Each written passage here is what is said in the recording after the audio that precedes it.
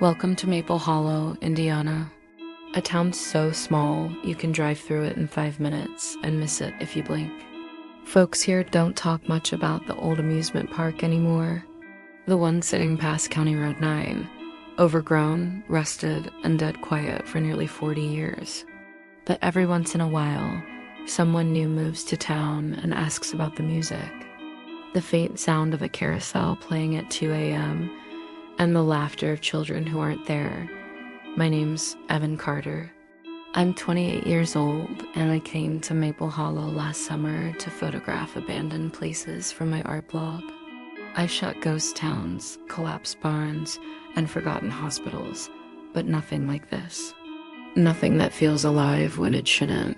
It started when I rented a room above Mary's Diner on Main Street.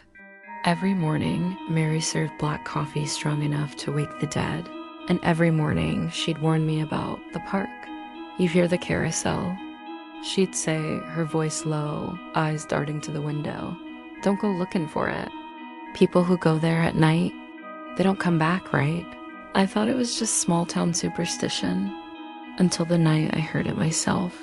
It was 2:03 a.m. when the sound drifted through my window, faint but clear, a slow, creaking carousel tune carried by the wind. The kind that sounds cheerful in daylight, but after midnight, it crawls under your skin. I froze. It couldn't be real. The park had no power, no running lights, no staff since the 1980s. I looked out my window. Main Street was empty. The only light came from the flickering street lamp outside the diner, buzzing like a dying insect. But underneath that hum, I could still hear it, distant music. The rhythmic squeal of the carousel turning. My heart thumped hard in my chest. I grabbed my camera. The park was only a 15-minute walk. I followed the cracked road out of town, past the no trespassing sign half buried in weeds.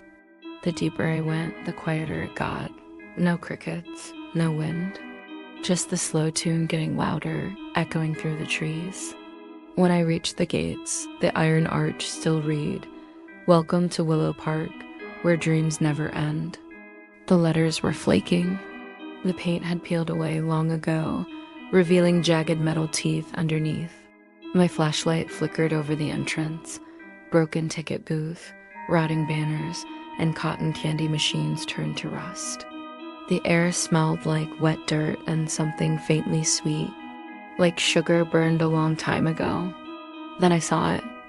The carousel stood in the center of the park, surrounded by puddles and weeds that reached my knees. The lights along the canopy were dead, yet the ride was turning, slowly, mechanically, each horse rising and falling in rhythm with the eerie, tinny music. I raised my camera, hands shaking. My lens caught the reflection of something moving, small shadows flickering between the horses. I squinted. They looked like kids. No, couldn't be. The closer I walked, the more real they looked. Short silhouettes darting around the ride, giggling. But when I reached the edge of the platform, they vanished. The carousel kept turning empty. My camera clicked, flash, and then the music stopped. The horses froze mid-motion. The silence was so sudden it felt physical, like the whole world took a breath and forgot to exhale. Behind me, gravel crunched. I turned. No one was there. Then the carousel lights flickered once, twice, and a voice, a child's whisper, floated through the air. "Do you want to play with us?" I stumbled back, my flashlight beam shaking. The horses seemed different now. Their painted eyes were cracked open wider, their teeth chipped sharp. One of them had a dark streak down its neck, like old blood. I ran. Branches scraped my face as I tore through the path back to town. When I finally reached my room, it was 3:17 a.m. The music had stopped. My hands were trembling so bad I could barely unlock the door. I sat on my bed, breathing hard, the camera clutched against my chest. The digital screen blinked. One new image. I opened it. It wasn't me. It wasn't the carousel. It was a close-up of a child's face. Pale skin, empty eyes, mouth open in a wide black grin. And in the reflection of those eyes, I could see myself holding the camera, standing behind her. I didn't sleep that night. Every time I closed my eyes, I saw her, that little girl's pale face, the empty eyes staring right through me. The image was still on my camera, though I swear I never took that picture. By sunrise, I convinced myself it had to be a trick of the light, some glitch, something rational. That's what we always tell ourselves, until the world stops making sense. At breakfast, Mary noticed the dark circles under my eyes. "You went there, didn't you?" she said quietly, pouring coffee into my mug. I didn't answer. She sighed. "You city types never listen. You all think this place is just some spooky backdrop for your little blogs." Her voice trembled slightly. "That park took people, Evan. You don't mess with it." I asked her what she meant, and for a long time she didn't speak.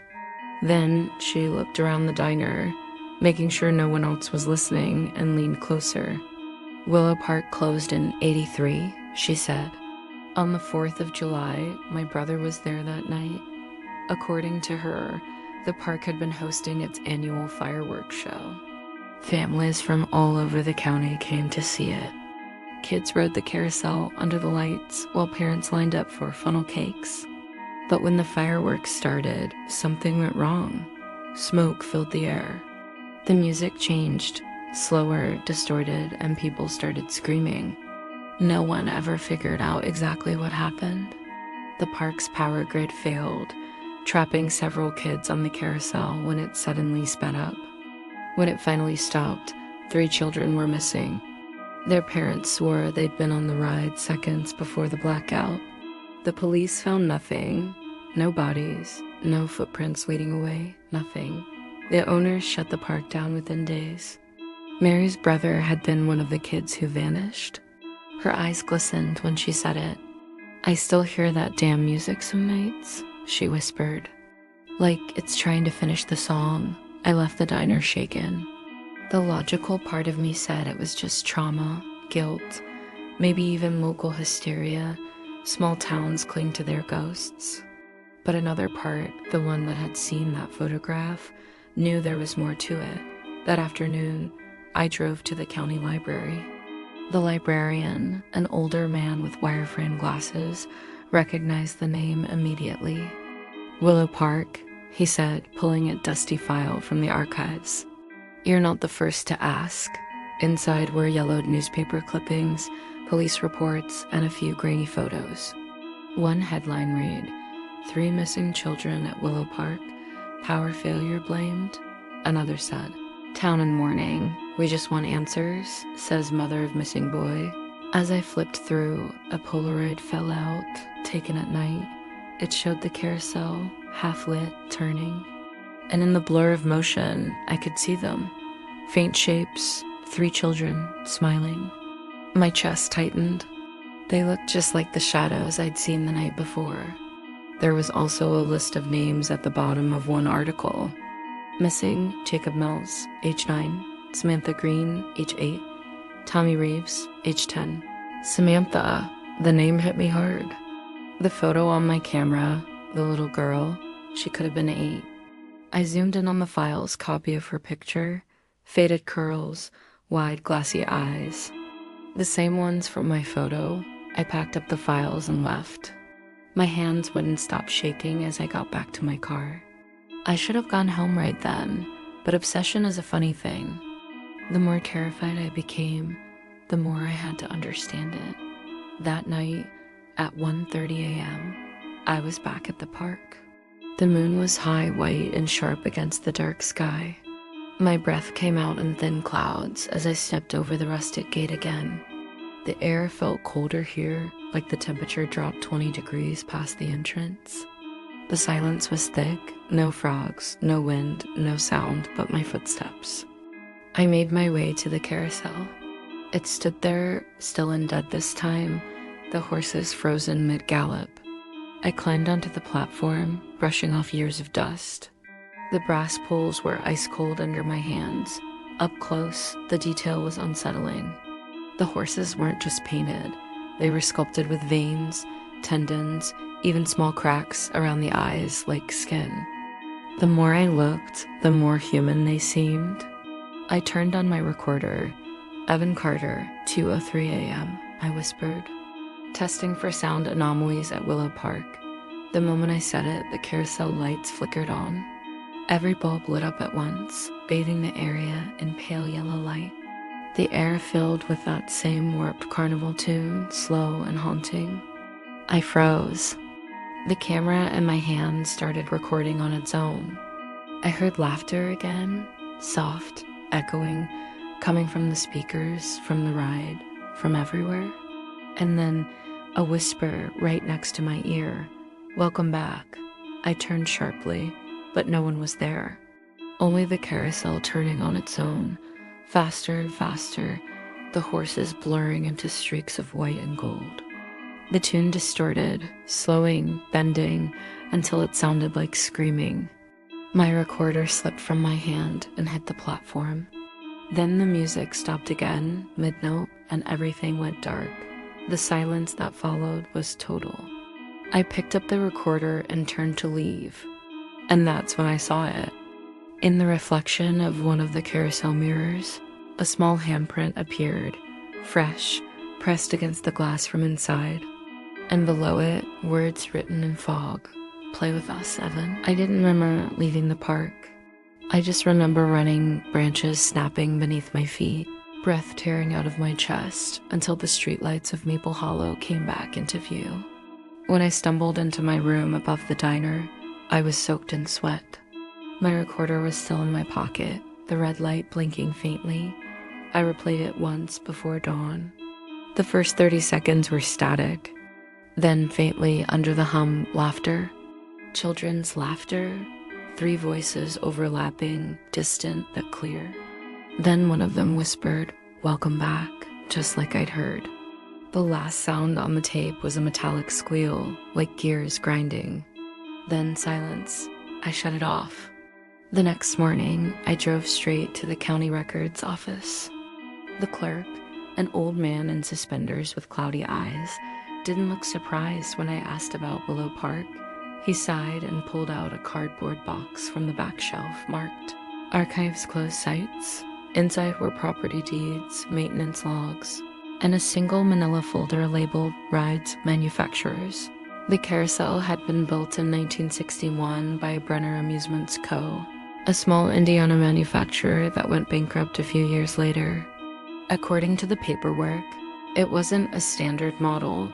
It was commissioned by a man named Henry Brenner, the company's founder, for his daughter's birthday. But there was something strange in the notes. A line written in pencil across the bottom of the invoice. "Ride must never stop. Promise her that." It must never stop. I stared at it for a long time. A few more pages down, there was a newspaper clipping from 1962. Brenner's daughter found dead in workshop fire, father hospitalized.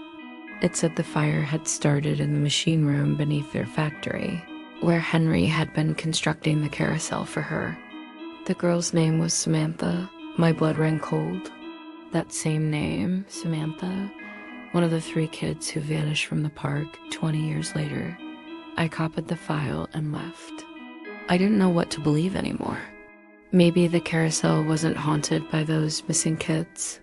Maybe it had always belonged to her, the little girl whose father built it, whose spirit never left it. That evening, as I packed up my camera, I heard a knock on my door.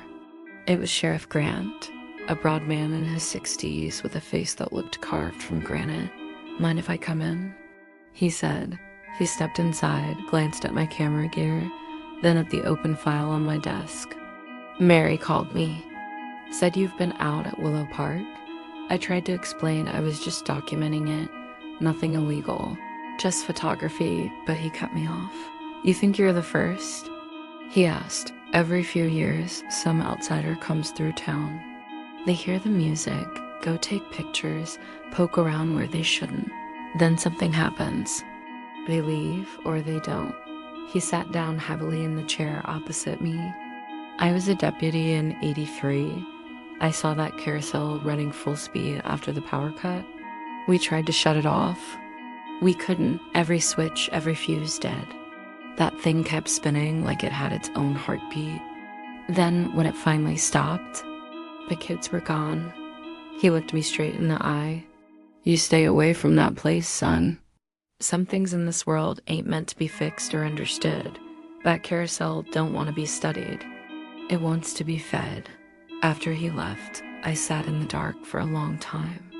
My mind kept replaying the sound of the music, the whisper, the reflection in the mirror. Fed. What did that even mean? By midnight, I couldn't stop myself. The files, the voices, the connections, they were all pulling me back. I needed to see what was underneath. I drove out again, headlights cutting through the mist. The road looked different this time, slick, darker, as if the night itself was thicker. The gate was already open. When I stepped inside, I saw a light. Not just from the carousel, from the other rides too. The Ferris wheel, the game stalls, the cotton candy stand. Everything was glowing faintly, powered by nothing. The air smelled like sugar and smoke. And there were people, or silhouettes. Faint outlines walking slowly between the rides. Families, children holding hands. A whole crowd of transparent shapes drifting in silence, faces blurred, eyes hollow. I moved toward the carousel. It was spinning again, slow and steady, the music playing perfectly clear now. Each horse was occupied, small forms riding them, frozen smiles on pale faces.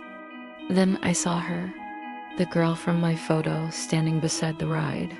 She wore a faded blue dress, her hair tied with a ribbon. She looked right at me and smiled. "Daddy built it for me," she said softly. He promised it would never stop. Her voice was like static underwater. I took a step closer, my camera trembling in my hand. "Why me?" I whispered. She tilted her head. "Because you took our picture." The music slowed. The carousel creaked to a halt. All at once, the other shapes turned toward me. Dozens of faces, blank and empty, now staring in silence. The little girl lifted a hand and pointed to the center of the ride.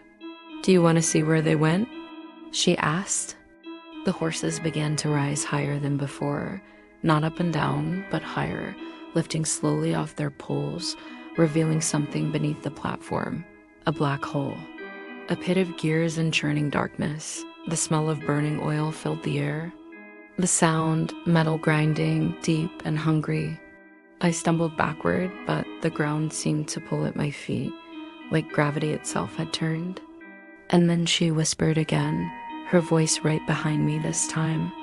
"It's hungry." The old park in Maple Hollow always felt off, especially after midnight. Tonight, though, it was different. I was drawn back by something I couldn't explain. The carousel, a relic from a forgotten era, was lit up, its lights flickering like a weak pulse. The cheerful music it played was warped, each note twisting into something sour and unsettling. I felt a strange vibration under my feet, as if the very ground was unstable. Standing by the control panel was a little girl, no older than 8.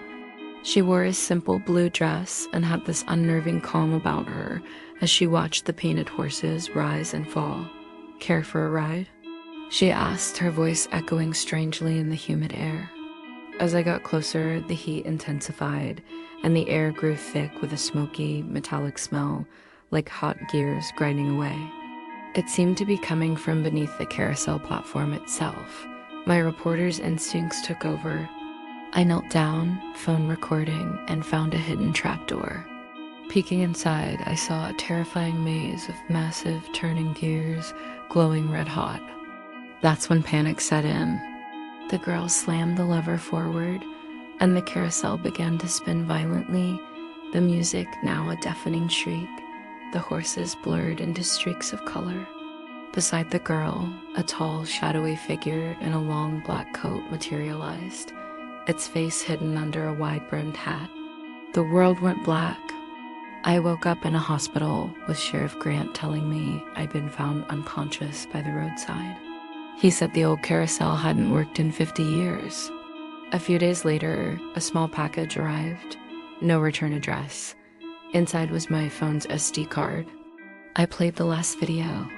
It was shaky, aimed at the gears, but the audio was clear. The little girl's voice, often sweet. "Is he the one, Daddy?"